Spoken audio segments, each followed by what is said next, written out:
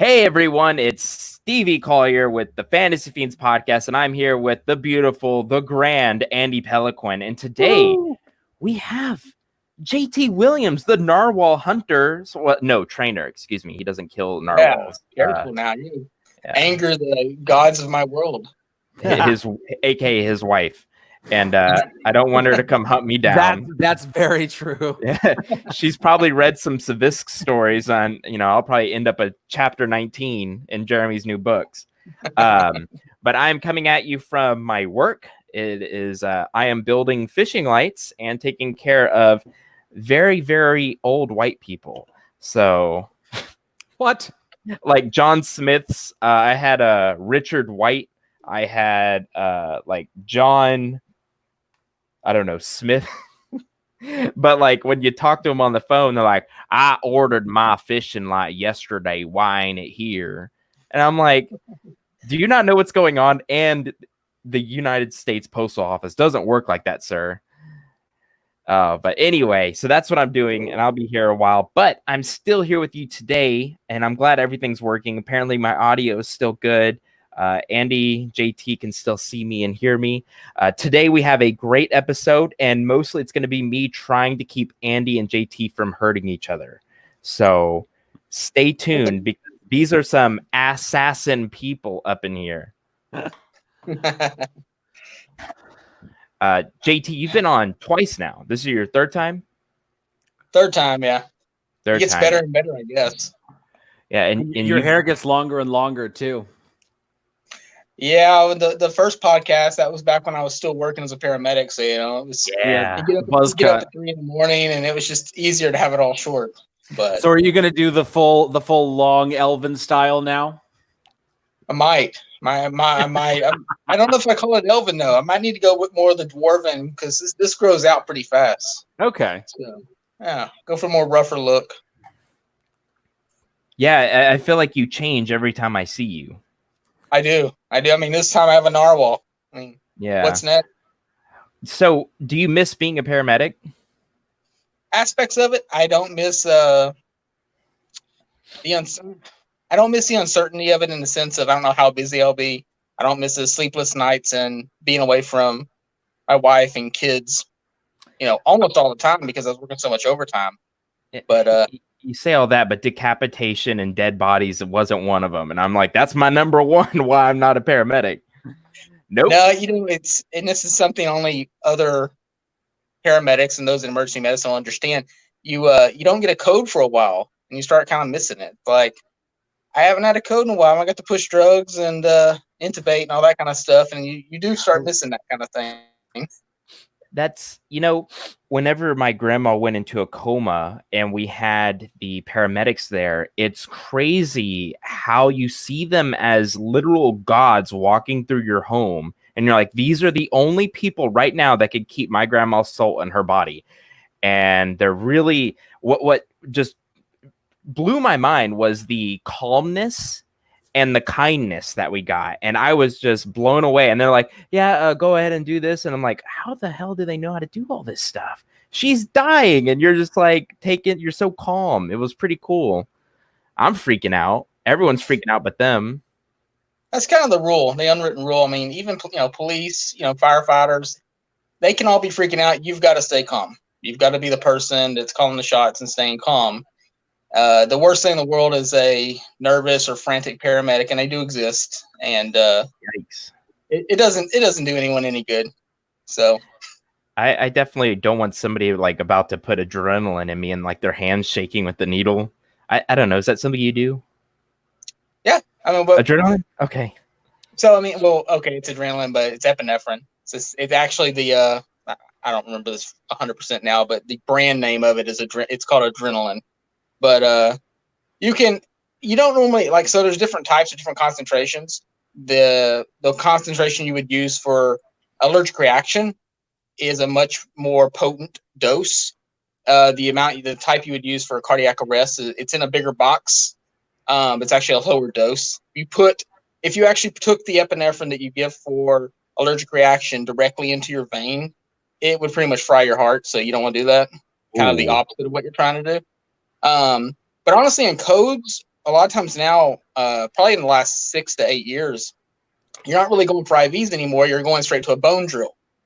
And it's a device about this big. It literally is a drill, has a needle, about yay big. Plug it up in there, and literally you feel along the middle of the knee and kind of towards the inside of the leg. If you feel there's actually a flat spot. Put the needle, goes right in. Apparently, it hurts less than an IV. I haven't tried this. Yeah. I'll go with the IV. I know what that is, and yeah, IVs freaking suck. But today, look it up on YouTube. Easy.io. You don't know who you're talking to. I'm a wuss when it comes to this stuff. Like, I can barely consider in my brain is enough for the things I come up with. I think it all started when I went to a very bad subreddit when I was 14. It was like people I didn't know suicidal images was allowed on the internet. I thought that was illegal. I was wrong, and I saw things that I'm 27. I'm still bothered by them, so I'm gonna leave that to stronger-willed people. But today we have an excellent podcast YouTube show episode for you guys. Andy, well, we got to talk about something cool that's happened to us, right, Andy? How many cups of coffee have you had today, Stevie? I'm too many, and about to be more because I'll be up pretty late. Enough to where my heart hurts. Wow. Good question asked. That is too many. Yeah, and it's only been what 130 episodes, and I still don't know what we're doing. We're at 144. What did he call it in a gross? Is that what he calls it in Lord of the Rings? A what? A what? Or no? Okay, there in Lord of the Rings. I'll look it up. Yeah, is there like a number that in Lord of the Rings has its own? I don't know. I know they say 11 or something like that. 11 Z's. 11 T. And then what's his name? Frodo is 33 or something like that. And so they say like there's a number that the two of them combined make a number or something like that. I don't remember. It's been a while. It is gross, right? Yeah, 12 squared. Ha! It's what? 12 squared. 12 squared. Okay.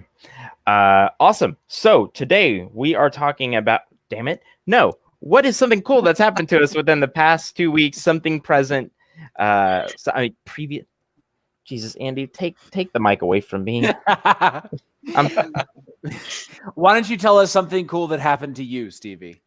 Okay, well, I have a lot of cool stuff that's happened to me recently. I did talk about my Japanese exam, which was a 96. I got my first 1 star on IMEC, and that was not as bad as I was expecting, actually. It was, I would say it's actually good news, because when I first got into this gig and realized that I was born to be a writer, the 1 stars, even 2 stars, 3 stars, they would just eat me alive from the inside. And especially being with Andy and, being surrounded by so many awesome authors who go through the same thing, Brandon Sanderson, they all get the 1 stars. You grow a very tough skin. Not only that, but you grow a tough skin about your profession too, because a lot of people see you as this, poor person just trying to make a living, and that's just not the case anymore. You just stop caring what people think. So that was some good news for me. In fact, I keep forgetting that I have it, but that's good news, I would say. And I'm writing book 3, and a lot of people have liked book 1 and have already pre-ordered book 2. So I really appreciate everyone's support out there. And apparently, who am I with, Andy? Podium. I can't remember their name. I was going to call them Pandemic. That's the word of the day. They're like trying to get the books out as fast as possible because the IMX doing so well. The humor is catching very well, which perfect. So that's my good news. That's awesome. Yes. How about you, Andy? So this is not actually writing related good news. I mean, on Cerberus book 6, I hit like 80-some thousand words today. Sorry, book 7. Unfortunately, I'm not going to finish it this week. I was so stoked to finish it up this week, but it's going to probably take me till like the middle of next week just to finish the story, and then I got to go back and do all the edits and stuff. So it'll probably be another week and a half or something before it's done at probably 120,000 words, give or take. which is long for sci-fi, short for fantasy. But super awesome. Gyms opened up today, this week. So Monday, Tuesday, and today I got like a proper workout at my local gym. It was like Christmas, because I have the world's shittiest basement sort of dungeon feeling gym. It's like the bench is too short, so I can't lay on it properly. The bar is too short as well, so like I can't actually grab it here. I have to like grab it, lift it off the thing, and then adjust my hands, and then there's not enough, it's not long enough for weight. So it's just the world's shittiest gym. So trying to get exercise through this whole thing, this 2 months of lockdown, has been terrible. So going back to the gym and just seeing all of the weights and all of the machines and everything, it was heaven. Today I rode, I did pull-ups, I used the Stairmaster, I went running. Like it was amazing. I'm super happy. And I got a haircut, which those things are opening too. Like BC is the response is supposedly like one of the best in North America.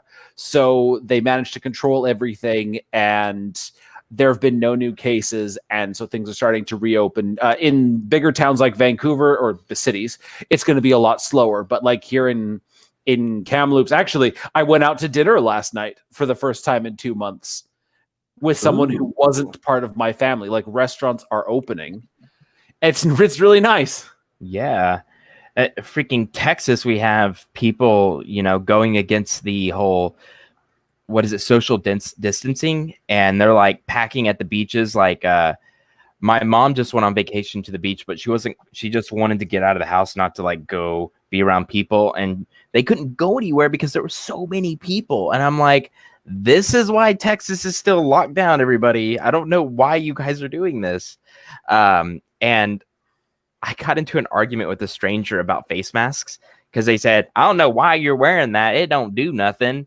And I'm like, you ignorant SOB. Yes, it does. It keeps liquid from getting out of your mouth, and it keeps your liquid from getting into my mouth, and it also shortens the breath range. We could argue about it all day. I'll go on a rant with that because I don't argue with people very much, but that pissed me off. Yeah, here they're actually pretty good at just sort of following like good Canadians, they follow the rules. So pretty much within a few days of everything, sort of starting to shut down, they had all of like the social distancing markers in all the supermarkets and banks and stuff. And like they put things into effect. Things are opening up. Actually, my wife went back to work at the dental clinic or the orthopedic surgery, whatever. Maxillofacial surgery. Her surgeon boss is very clear that it's not a dentist, so I got to make sure to get that right. She went back to work, and so like they're talking about all the new measures. They can only have like 5 people in the waiting room, and they have to have like a plexiglass divider. But it's great. At least here where I am, things are opening back up, and I'm so stoked. Yeah. Oh, JT, did you have good news? Because I've got some other good news. Well, I'm nearly done with my Stormborn saga. 14 books. Woo-hoo! Started back in 2017. Thanks, I started releasing 2017. Only 14. So unambitious. I know. It was actually supposed to be 12, and then events happened in was it book 10? And I actually went ahead and told the original story, but then kind of threw a little interjection of, well, because all this happened, now we got this entire mess to deal with. So we largest naval battle in the history of my world. Lots of death, destruction, mayhem, ripping people's hearts out, I'm sure, just a little bit. Nice. But overall, though, Stevie, I'm in Texas, right? What's up? I live in Texas too, right? No, I didn't know you were still in Texas. Yeah. Or you were in Texas. Where are you at? Down near Houston. You're in Houston or near Houston? Near. I'm in Texas City right now. How's that like? I liked the when it was actually fully locked down and weren't many people out when I would go to the store or something. But honestly, so Texas City has a dike, goes out in the middle of the bay. They closed that down on the weekends because all the people from Houston were swarming it. But during the week, that's where, we took the kids, fishing, swimming, whatever. and everyone just kind of did their own thing. We kept away from other people. It wasn't that big of a deal. Galveston, they closed down, but I've got several friends still in emergency medicine that routinely go down to UTMB, which is a big trauma hospital down there. Mm-hmm. And throughout all this, they didn't have enough patients. The people were getting hours cut because they didn't have anyone to see. So it was a very it's an interesting dynamic when you look at the entire big picture. It just kind of what's been going on. I actually think I had this stuff back in February because I don't ever get sick. I got a really bad upper respiratory thing, difficulty sleeping on one side. Like I don't get sick at all, and to get as sick as I did out of nowhere, it was pretty rough time. But yeah, I mean I'll be happy when you had it. Yeah, I do think I had it, but I haven't went and got tested or anything. I haven't been sick since. And as someone who knows how to properly wear a mask and gloves, when I drive around, I see people wearing masks and gloves in their cars, and then touching things. Guys, just don't even wear the gloves. You're just gonna. I don't know what you're doing, but please stop. Yeah, so I don't understand the glove thing either, and everyone just keeps saying don't touch metal. It's like because it lasted the longest, and as someone who has had gloves on every type of parts of bodies that you could have it, you learn that you frequently have to change gloves. If you think about having blood on your hand, you don't reach into your pocket and grab your phone. You don't go touch a door. You touch whatever you have to touch. You take these gloves off. You put on new gloves. In a course of an average EMS call, I may change gloves 3 or 4 times, maybe even a ton more. So the people who go and they put on their gloves before they leave the house, and then they get in their car, then they go to the store, then they touch stuff, and then touch their phone, their wallet. Just don't wear gloves. Wash your hands. Yeah, that makes sense. What do you think about people wearing the masks in the car? Because I've seen that too. I don't understand it personally, but I thought I was the only one seeing it. The safest, nicest answer is do as the CDC recommends. Right. If I don't really see a point wearing it in the car, like really. Unless you've got like people spitting into your window or something, then you've got a problem. Just stay home. Just stay home. The Fantasy Fiends podcast suggestion is stay home and buy our books. They'll keep you company more than anything else will. But today we have an excellent episode for you today. And guess who is going to tell you about that? It's not me. It's where is it? Can't be over there. Yeah, you got to point. You got to point the other way. Shit! I know it's always hard to figure out what it is. Well, this was Jeremy's topic, and I actually really liked it. It was talking about sort of the external versus internal of the adventure. So, like every adventure, or not every adventure, but a lot of adventures, there's some sort of MacGuffin that they have to go obtain. There's some sort of something that they have to do. Some very external thing. They've got to go somewhere. They've got to find someone. They've got to stop something. It's all this outer change essentially. But then over the course of the adventure, there's a equally noticeable amount of inner growth and change. And that's such an interesting thing to explore. Like in the end, it's often that inner change that leads to the greatest like consequences, or positive or negative, compared to the external. Like let's take Star Wars, for example. Spoiler alert, Luke wins at the end, right? It's not because he was particularly gifted at combat that he won, right? It was the whole internal, or the emotional thing of his relationship with his father, right? Spoiler alert again, Darth Vader's his father, Yeah. Someone had to say no. Like, no, that you guys suck for missing that one. No. There you go. It's funny though. He saved his dad, but he did not do it through combat. He did it by not fighting. Exactly. He chose not to fight, and that's the growth. If you look at him from A New Hope, it's like he was trying to learn how to do everything, and The Empire Strikes Back, it's 100% lightsaber blazing to fight Darth Vader and save his friends. And of course, what does he learn from that? He loses a hand and loses Han. Another spoiler alert. If we need one. But then in the very end, it's not by, again, lightsaber blazing does he defeat Palpatine. It's literally through love and resisting and showing his father kind of back to the light. And in the end, of course, it was his father who brought balance to the Force. The sequel movies do not exist anyway. Yeah, Yes. figments of our imagination. You know, I'm gonna think of an example related to my stuff of the Hunter, right?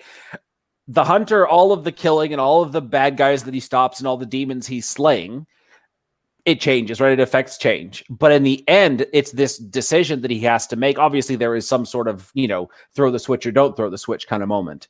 But it's this internal change that's occurred over the course of the whole series that actually makes a difference, that says, okay, you know, like it shapes his actions. And had he not gone through everything, had he just, you know, woken up one day, saw the thing, he you know, that things would have turned out really differently. And so it's interesting to sort of step back from the series as a whole and look at that. You can analyze how things, the external is far less important than the internal in terms of the outcome of the adventure. And it's something that happens in our lives too. You know, like all the things that we do, they affect these changes inside of us. And then as these changes sort of take effect, our lives continue to sort of follow down that path until we end up very different place than we thought we were. I mean, look at you, Jeremy. You never thought you'd end up being a writer, right? When you went to paramedic school. Nope. So, you know, there was this one change on your paramedic adventure. There was this one moment where you were faced with something, or you found something, and there was this internal switch in your brain, and it was like, okay, this is something I want to do. It's something, and now it's who you are. You know, that's probably the greatest change in your life, let's say in the last 2 or 3 years. I can track my life. I can track all of the sort of things that led me to where I am now. But, you know, if you'd asked me 10 years ago that what I was going to do, I wouldn't have said writer. It was probably the last thing I would have done. But now it's who I am on the inside and the outside, because of sort of the adventure that I've gone through and the changes that have taken place within me, these internal changes as a result of the external adventure. Yeah. JT, do you have something to say? I was going to say, it's very interesting you put it that way, because when I was a teenager, like we're talking like 13 or 14, 100% want to be in the military, want to be a Navy SEAL. That's what I wanted to do. And then by the time I was out of high school, it was more like I wanted to do, for some odd reason, restaurant management, bartending. I thought that'd be fun. And then found out we were expecting our first kid, and I was like, okay, well, bartending would be a really good way to make money. And in Texas, you can bartend at 18. Mm-hmm. Well, then I moved to Virginia, and you can't bartend at 18 in Virginia. And so that was a sudden change. I'm like, okay, well, I guess I will try to figure out something similar, and ended up at Starbucks. And that all was fine. Had our first kid, that was great. But then I wasn't really kind of planning to go to college. I was just going to kind of do the management grind and get up there. You know, it's a decent paying job and good benefits. Well, then the economy sunk. Surprise, plot twist. And you couldn't even get a second job. And so someone, a friend of mine who actually is a registered nurse now, was like, well, hey, why don't you go, do EMS? And I didn't even know what it was. And one thing led to another, got my EMT, kept progressing up into it. And I've always, wrote stories and whatnot, but it just became kind of a side thing. And if I can say anything, it was the experiences, as Andy was kind of saying, and just life in general that curved into the writing that helped me write the stories I write now. And, kind of moving forward, it's looking back, it's all part of that journey. And I think that's the important thing is, when we write stories about characters doing far-flung things, but it's the little stuff, the stuff that drives them forward that really makes the story. It's the little absolutely human things that every single one of us can relate to and have to deal with. Yeah, exactly. And I think that's the love, the fun of storytelling, reading, watching movies, is we're there for the adventure. We're there to see how they grow. And I know that some of y'all may know the term, that are watching the hero's journey. It's just a classic, storytelling thing. Luke Skywalker follows it almost perfectly. And if you sometimes watch a movie or read a book and the story doesn't seem to be fulfilling, and I hate to say it like this, we already brought it up, the sequel trilogy. There's not a cohesive story. you've got a powerful character who just keeps being powerful. There's no, and there's a way they could have explained it, but you're just told to accept it, and then you never get a real bad guy. All the bad guys kind of get cut down before there's any real reason. Like there's not a story there. There's no challenge, and life is anything but an easy path. I mean, there's always challenges, always something to grow to improve on, to move along in life and hopefully have a better life. And of course, as there are with the stories too, sometimes life doesn't always be good, I guess. Yeah. I was going to ask you guys a question because I was thinking about what I wanted to say, about my books, but better yet, what I was going to say is that I believe that I had a natural storytelling skill. And I think that's important, just like with comedy. I think you have to, be a natural at it. But I think storytelling can be learned, obviously. I do believe that. And my question is does everybody have the innate ability to create character growth when they're first starting writing? Do they understand that? Or do they just go from point to point to point without any growth? Is that even possible? I think most new writers don't know. Right. So like, unless they've gone to school and they've practiced and all of that, they don't know what it actually feels like to walk a character through, the stages of growth. It comes with experience. It comes with practice, and it comes with people telling you, do better. Here's where you're failing at it. Like honestly, the first book that I wrote, people were like, yeah, the adventure was a ton of fun, but the characters were lacking. And so that stuck with me, and I think I've shifted way to the opposite, to where sometimes the adventure can feel bogged down, or it goes slower.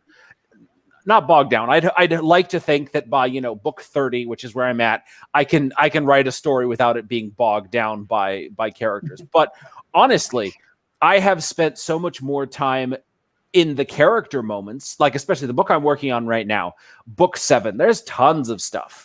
There's tons of action. There's tons of, it opens with 8 chapters of combat, right? It's got 2 or 3 battles throughout, and now there's this big moment at the end. But honestly, the things that have taken up most of my time and attention have just been like the little character moments when the 2 characters are literally sitting at a table, and maybe they're doing research on whoever their next target's going to be, or they're planning the attack on the bad guys that they need to kill. But all of that is the moments when they're interacting with each other, when you see sort of that ups and downs, the give and take, the push and pull of character dynamics. And those are the moments that feel real. If you've got all this action and combat and ass kickery, it's fun.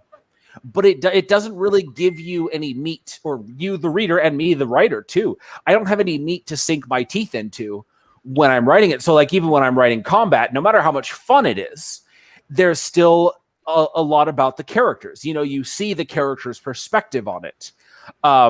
You see how they think about things, how they feel, how they react, what emotions or responses it elicits in them. And that tells you more about who they are. And then you pull on those threads. You throw the same challenges at them. Even in combat, you can have these amazing character growth moments. I mean, some of the biggest changes that the hunter went through is literally while he was on the ground bleeding out, or he had a dagger stabbed into him, or he's been impaled by a giant sword. There's all these character moments when, let's say, they've got to dig down deep and pull out their determination, or they've got to find their reason to keep fighting, or whatever it is. It's all of these things. So it's something that comes with practice, but it is really what drives every story. The action and fun it's like window dressing that makes it exciting, but without the actual pith of the characters, the books are just flat. What about plot-driven stories then? There's still character growth, I get that, but is it okay for character growth to take a sidestep to a story? Absolutely. There are so many authors who do that. So David Weber's Safehold series is one of my favorite series of all time, and it's fairly character driven, but I'm reading one now and it's much more plot driven. But that doesn't make it any less interesting, because there's still enough of the character stuff to keep you engaged. You get those little moments when the character is responding. Maybe like the main character right now is a newbie soldier, so they freeze, or they react without thinking.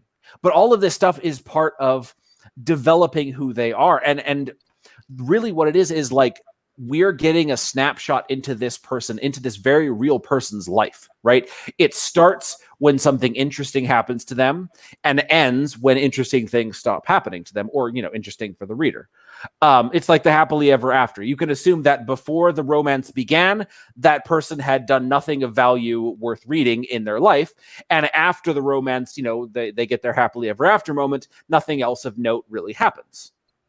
Obviously that's very reductionist, but that's kind of how it is with action stories too, or adventure stories. It's like the adventure begins, right? There's the call to adventure, and then at the end there's this closure, and you can sort of assume they lived peacefully and retired to a farm and raised sheep, or ruled their kingdom and were perfect and never had to go to war anymore, or whatever the sort of the aftermath is. But you follow through that journey and you discover who they were and then who they end up being. But that's just like a snapshot of who, honestly, we change people. Like, we shed skins throughout our lives so many times. It's sort of like the way that our body renews our cells. Mhm. What is it, like every 7 days or something? That, like, it's almost like we're totally brand new because of the cellular turnover. Mine's every 2 minutes. 30 seconds. 30 seconds. 30 seconds. I'm new. Hi, I'm new Stevie. Horrible joke. Horrible. I'm tired. I apologize, everybody. So I'll answer your question. I agree with most of what. I can't remember where he is. Where is he? Is there? No. No, you're right. There. You're talking about that guy. Yeah. I agree with most of what he says. I can't agree with everything. That would just be uncharacteristic of him. That would be boring. Right. But I think it's something that new writers struggle with. I know I struggle with it. I mean, you can pick up one of my original books now, and it's one of those things when all your books are out there, every new reader that comes, all your books are new to them. But if you pick up one of my newest books and you compare it to my original, there's a lot of different in the actual writing and the character journey. Because I think that's one of the issues a new writer has, is they have their plot, they have the exciting points they want to get to, and they kind of drag the characters along versus letting the characters make their own journey. And to some degree, you have to let a character grow naturally. And that's, I think the first series I did that well in personally would be my Half-Elf Chronicles, because of the plot, the nature of the story itself. I went with what I felt that character would do, what Keelan would do moving forward. Not necessarily what I wanted to do for the story, but how would he react? That was my focus on it. And you talk about, Andy was talking about how you have a character, you show the good moments in the happily ever after. Well, not to give myself any spoilers here, but one of my main characters in one of my long running series dies, and everybody who's read my books knows this. They know how he dies, when he dies, and it came out in a book 4 years ago, in books that I'm still putting out now. So they're reading these books. They know when this series ends, the last step will be the beginning of my other series, and that will be the end of that character.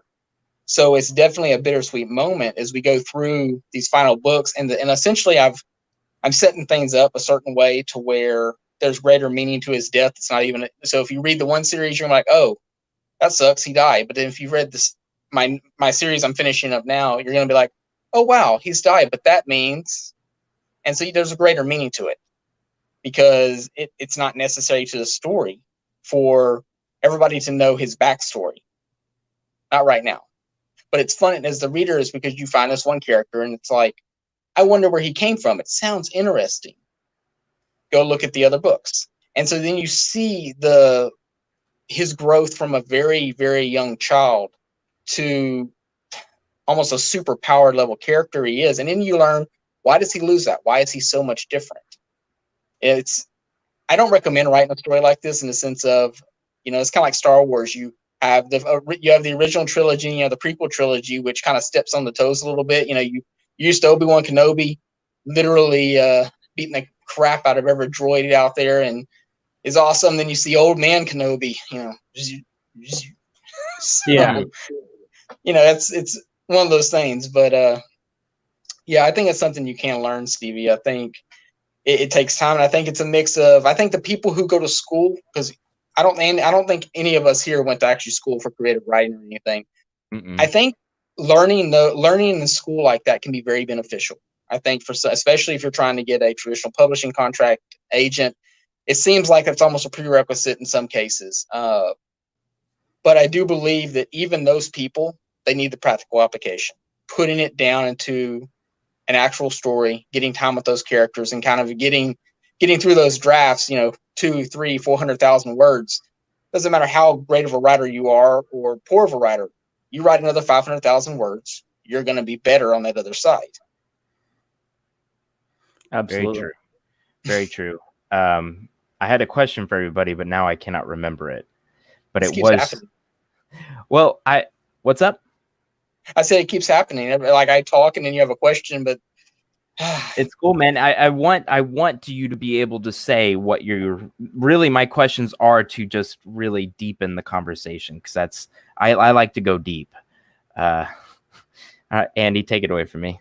No, you had a question. Ask it. I'm digging myself a hole. Oh, okay. So if we have a plot-driven story, how far can we develop characters? Does that make sense? I've never done a plot-driven story. I've always, in fact, okay. Well, here was my question. Do you think that there is more of a chance someone's not going to finish their novel if they are worried about plot and world building? I mean, we see this a lot. People building maps and they haven't written a single word, but they have all the races. Maybe even they've started a language before they even put a word down. Do you think that's more dangerous, or someone who is writing down their characters, what their favorite book is, blah, blah, blah? I've done that before, but I was still able to put words down on the paper. So are they the same? Is it the same kind of little trap where you're just worried about world building and character development before you actually start writing?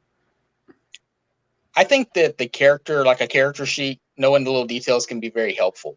As far as, is it dangerous? If you let that be your only guidance and you don't allow the character to grow on its own, I think that can be dangerous. The world building, which is very prevalent with like epic fantasy, you meet someone, I'm writing a fantasy book. Okay, cool. I'm working on the world building and the religion and the races, the cultures, the history. That can, not only can it constrict you, because now especially if you start, the moment you start publishing this stuff into a book and setting down names and histories, you end up kind of having to live with that, whatever that is. I've dealt with that in my own world, where I've set history a certain way and I can't really change it. Now, there are ways you can manipulate it. In my particular world, there's a term called mud flood. You ever heard that term? Mud flood? Basically, yeah, it's a conspiracy theorist where our history has been altered, and we basically, if you in my world, almost everyone dies except for humans. And so the humans then alter their own history to make it appear a certain way so they can tell history as they want. I'm able to manipulate my own world building in that way. So in my original trilogy, I set things up to where it was, 1,000 years since this happened. What you're going to find out as a reader is that it really wasn't 1,000 years. That's just what the narrative was spun. That's the actual history that was proliferated. Everything else was erased. So, history is always written by the winner of wars. And in this case, the race of man won. So they got to choose what they wanted. Now, as far as going back to your actual question, I think it'd be really helpful. I think it's important if you're doing world building to establish certain pillars of culture, which is a fancy term I remember back from world history in high school. But basically, you have to have certain things in your world: religion, geopolitical issues, development of how things went from one thing to another.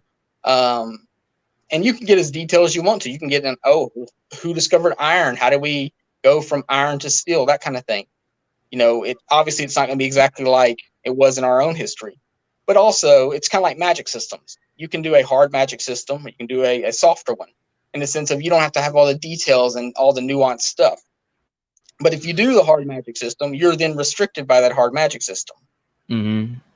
So, and I mean, my own stuff, I kind of avoid, in most cases, avoid the hard magic system. The only variation I have is I have my different elemental magics and I have the different schools of magic, but it's it's only really relevant in certain situations. I haven't restricted myself in that sense.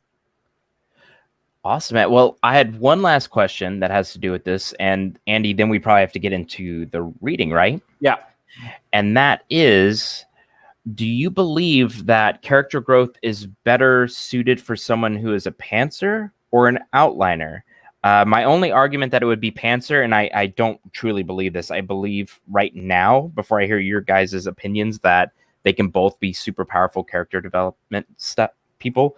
But with pantsing, well, then it could be detrimental. So, pantsing means you get to the computer, you don't know what you're going to write. Maybe you have a vague idea, and you're kind of experiencing things for the first time. And so therefore your character is, and you kind of react, maybe even, a more realistic reaction rather than what's going to happen. So you've been preparing for this person's actions. What do you guys think about that statement? If you even understand what I was saying. Kind of a long route to take, but I will say this, that most of the character development that happens in my books is pantsed, in the sense that I don't sit down and say, okay, now the character is going to say this and they're going to do this.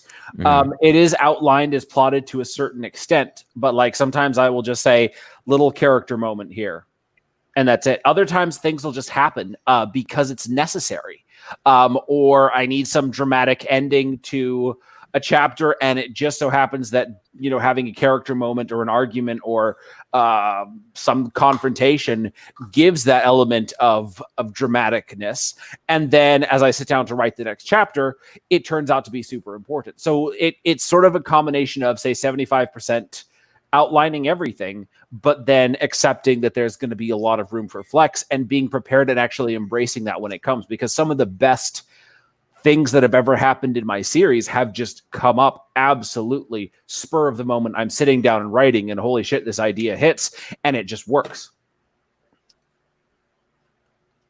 So would you say that, you can only pants a character's development? No, people can do it. I can't personally. And I find that trying to outline the way a person would react to a situation drives the character, directs the character, and that's not organic. What you want is, this, like you're going into a scenario thinking, okay, I want this character to say something. Okay, as an example from Cerberus book 7, the character, they found this doctor, and this doctor has information that could save the character's life, the main character's life, right? How does he get it out of him? No idea. He's like at the beginning of as soon as they rescue him from the bad guys, they're bringing him onto their ship, and all of a sudden they have to sedate him because of something, and then he wakes up and he's super suspicious of them, which I didn't plan for. I was like, holy shit, he's super grateful he's been rescued. But as I sat down to write it, it was like, well, this doctor's been kidnapped twice now, three times, his third kidnapping in 3 weeks. He's not going to immediately be like, my savior. He's going to be like, who's kidnapping me now? So all of a sudden it changed the dynamic. And so now the character, instead of, being a hero saying, I've got you, you're good, he's like, okay, this guy is immediately suspicious of me. I need to manipulate him like an interrogator. And so all of a sudden the scene takes on this whole new dimension where you're literally seeing these interrogational tactics that the character is using to get information out of the doctor without the doctor realizing it. And it's the same scene in the sense that it's telling the character what he needs to know, but it's a totally different way of doing it. And so it's showing this really interesting flavor of, my main character has undergone interrogation training. So let's take a little bit of a look at that, see who he's become because of it, and how he uses emotions like an interrogator to manipulate the other character. And that shows a little bit more about who both of them are, because the one character is manipulatable, right? He's a genius when it comes to biology, but he's got no idea how to keep intel locked away in his brain. The other guy's got no idea about biology at all, but he's just like pulling on these threads, just keeping on getting more information out of the guy, and eventually, he's got to figure out what to do with it. But all of these things, or I would say that these things, they happen organically, and they happen when you just kind of sit there and let the scene happen. You have an idea of where you want to go. I know I need to get the information out of this doctor guy, but the approach to doing it has to change and evolve with the scene and with the character as the story develops. Well, I have one final thought. It's very quick, and that is something I wanted to say earlier, which is with my series, the Bizarre Blades, which was my personal favorite. I love looking at Finn Featherstone at the very end and comparing him to the beginning, and I think that was my best transition ever. And I think it was perfectly spaced out over 5 books, a little bit of growth every book, a little bit of, backing up. And he's like screwed up, and then he learns from that. And I highly recommend people do that to books that they haven't written. So when you've read a book, instead of just putting it away and forgetting about it, go back and kind of remember pages 1 through 20. I think that's always a lot of fun. That's my final takeaway for this. And I'm the best writer in the world. Andy said that, not me. So, Jeremy, any final words before we get to the reading? Not particularly. I will say, Andy and Stevie, say hi to my wife. She's watching. She's had a lot of fun here, dropping comments directly into my Facebook Messenger, which is popping up right over the podcast. It's hilarious. Get out of here, Miss Williams. We don't want you here. She's going to kill me now. Hi, Miss Williams. She said no, she's not leaving. Oh, man. You got yourself a fighter. That narwhal loving Williams. All right. Well, hi, Miss Williams. I'm just kidding. Please don't kill me. Hello, Mrs. Jeremy's wife. Mrs. Jeremy's wife. I'm watching this show called Bob Hart's Abishola, just a sitcom, and it's a bunch of characters from Nigeria. So the main character is Mr. Wheeler, and so they call Mr. Wheeler's brother and Mr. Wheeler's sister instead of Mr. and Mrs. Wheeler, or Mr. Wheeler's sister's friend, or like they keep like expanding the name, and it's really, really entertaining. You still watching Bob's Burgers, by the way? Oh yeah. Every time Zeke comes on, I think about you. Every time he comes on, I'm like, there's Andy's favorite character. Oh my god. I still like the Jimmy Jr. voice better. Jimmy J. Yeah. Fun fact, when Zeke goes, my brother's 44. I had a friend in school that his brother was 44, and like his dad's new wife was like breastfeeding. It's hilarious how much my friend reminded me of Zeke, but my brother's 44. That always gets a tickle out of me. But okay, so JT, why don't you tell us a little bit about what we're about to get into? You're the director as usual. You're a pro with this. Let's go. Well, this is from my Stormborn Saga series. It's a scene between a half-orc and the Dragon King. I'm going to move my little Tulaciro here right in the way. All right. There we go. By the way, my wife does not like narwhals. So. Why give you a narwhal then? I don't understand. Now I'm saying so just to make her mad. She's going to kill me. They're going extinct. By me, I hunt them. No, I don't. Please don't kill me. All right, we got 10 minutes. If we want to do this reading, we got to do this reading. All right. Let's see. So we've got me. Ordak, right. we've got King Nevron. Who else? Correct. That's pretty much the main 2 characters here. Okay, we got Ninkas here. I called dibs on the orc. Okay. Wait, how is Ordak an orc and shadow elf? He's half. He's half. He's a half-orc. What? That biological match does not compute. I'm just thinking of wiener length over here. That's what my mind's on. Like with the Jesus Christ. Anyway. Actually, you know what? I'll read the king because I want to read the king. I'll be Ordak. Is that okay with you, JT? That is perfect. Go okay. ahead. And do you want to be the narrator? Yeah, I'll be the narrator. All righty. So, is there any setup for the story before we begin? Ordak, the half-orc, he's actually came to try to get the king's respect. However, he got here to find the king's put in prison, and they're going to be put in an arena to fight each other. However, it's the king actually, anytime he has someone challenge him for his place, it's called the Right of Rukrunro. He plies them with tons of wine, the best food, basically tries to get to know them of who they are and why they would ever challenge him. So that's kind of where we are in this little scene. Cool. Are we ready to start? Think so. All right. Oh, what race is King Neveron? So he is of the race of men. However, they are actually descendants of dragon, and they actually all have dark skin because it's essentially the dragon scale that has merged with human DNA. I guess is the best way to put it. All right, take it away, Stevie. Awesome. I am Ordok, Orc, and Shadow Elf, crew of the Isla Sunrise, under the Stormborn captain Valrin. As a prisoner returned with the wine, King Neveron went to the door and took the bottle from him. I still don't like you, the king said.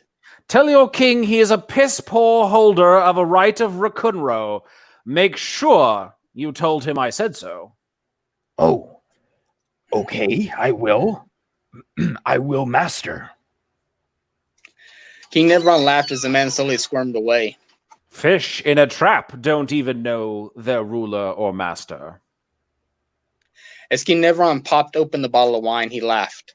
I tell you, the one that stole from my treasury, he said I could feed him to the dragons. That is what I planned for him, and still plan for him. But now his insanity has taken hold, as do most who reside down here for nearly a year, scraping the darkness. The king offered Ordok a glass of wine. He then himself took a few swigs from the bottle. Considering the food, I doubt we will get the women I so often offer those within Racunro. Does this happen a lot? It does. I always win, but I still give the last rites plenty of food, drink, women or men, and then I slay them within the arena. I am an old and angry king, Ordok of the North. I command the greatest of dragons, and I have ruled for many years. When I took power, I was but a boy of 20 years old, and for 50 years I have ruled. I have forged a new path with our allies by defeating 3 Shadow Elf Shroud Masters at the same time. You are quite the warrior, then, Ordok said. Shroud Masters are the guardians of the sacred places of the Shadowlands. No place is as sacred as the holy realms of our dragons. That is but the most sacred places of the lands.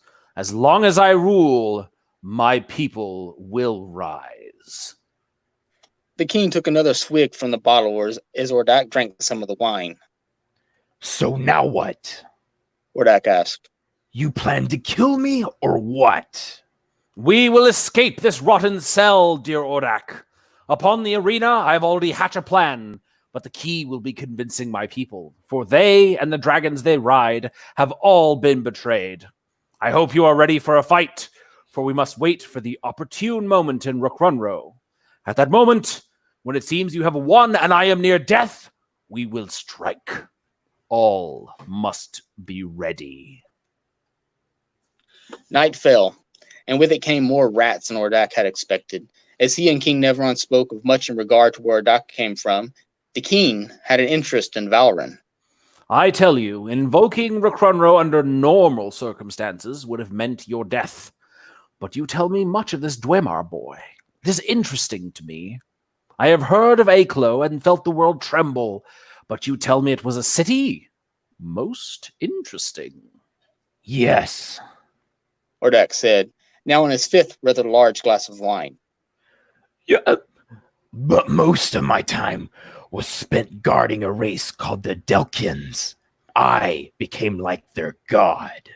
I would not wish the job of the gods, the king said. A god must always act one way or the other, but as a king... He smiled. As king, you do what you want, go where you want, as long as you keep the basic well-being of your people at heart. What kind of king would have the coward's heart? Why would you make war by day, yet get to make your bed at night? No, as king, I am first into battle, with the mighty dragons of the Trank breed at my wings. That is what I found most interesting of you. Why aren't you the captain? You came here to challenge me so I would help your crew members, while your captain did not. There is a bit more to that, to be fair, Ordok said. Valrin is not exactly making his own bed at night while I am here. The king sat back against the wall and took a long and slow sip of his wine. Ordak, you shall be a great leader in time. Something beyond a mere orc man. I do see it. The king suddenly passed out, dropping his bottle. The remaining red wine poured out on the floor. Ordak was feeling the wine, but not that much. It was a good thing, too. There came a sudden tapping from the window just a few breaths later. Ordak stood up, looking out toward the cell door and then hurrying over to the window. He peered out, first just catching the sight of the moon in the distance and seeing the shadows of dragons flying against the moonbeams. But then he saw a face. It was Ninkas hanging upside down. What kind of character is Dinkas? Just Dragon Rider, younger. Oh, damn, he can talk when he's drinking. I've been here for at least half an hour. Ninkas said. How are you holding up? Ordak gripped the bars. I've been plied with wine and fed moldy bread, but I am well. How goes the new king? Damn bastard. Ninkas sighed. Everyone is under the effect of this poison. I attempted to make it to the Seer's Tower, but I couldn't. There's a strange man up there. Someone like this new king, but wearing a mask. Marog's ilk. I knew he was behind this. Listen, you must convince the king not to act tomorrow. Not in the way he plans. The king's guard failed to obtain enough allies for the plan to work, and I'm still trying to find some of my dragon riders. Trying. Yes, no one has seen several of them. They're not in the roosts, and they never reported back to the spire. Furthermore, I found proof of this kingdom of Misla. It's a place, an island of the glacial seas, but that's all I know. It's only mentioned once in the annuals as a birthplace of our sun. Birthplace of the rising sun. How much wine have you had? That was fun. Yeah, well done. Yeah. Is this one a newer work of yours, JT? This is let me think about it. Hold on. This is book 8. This is Stormborn Saga book 8. Okay. So yeah, roughly in the middle. It came out last year sometime. I'm horrible with remembering when stuff comes out, but I mean, with so many books, I could definitely see that happening. But all right, guys. Well, you heard it there. Go grab this book on Amazon. We'll have the link below in the description. JT, again, of course, where can people find you? authorjtwilliams.com. Easiest spot. You can sign up for a mailing list there. Get a free book while you're at it. And then, of course, on Facebook, you can just look me up, Fantasy Author JT Williams. Awesome. And Andy, do we know who we have next week? Yeah, we have AJ Cerna, who is a pretty badass looking lit RPG book called God Mode, which looks like it's going to be a ton of fun. Man, it sounds super lame. No, I'm kidding. I'm in a mood. Well, JT, thank you so much for being on the air with us again. I'm so glad you didn't kill Andy and vice versa. It's early days, Stevie. Early days. Exactly. Days. Yes, we're past that now. Awesome. So this has been another fantastic, amazing episode of the Fantasy Fiends podcast. Thank you guys so much for stopping by. If you want to help us out, all you got to do is hit that like button and comment down below. Stevie is the best writer ever. That's all you got to write. And then you will help us out. Also share this podcast on your Facebook. It really helps us out a lot. We're trying to hit that 1,000 subscriber mark, and Andy will be nude for that episode. So hurry up and do it now. Yeah, I don't think anybody wants to see that. I'm honestly curious to see how many episodes of ours are like demonetized. I'm really curious, honestly. So that's it for this week's episode. We'll see you next week, and have a great weekend. Stay safe. We love you. Au revoir. Good night.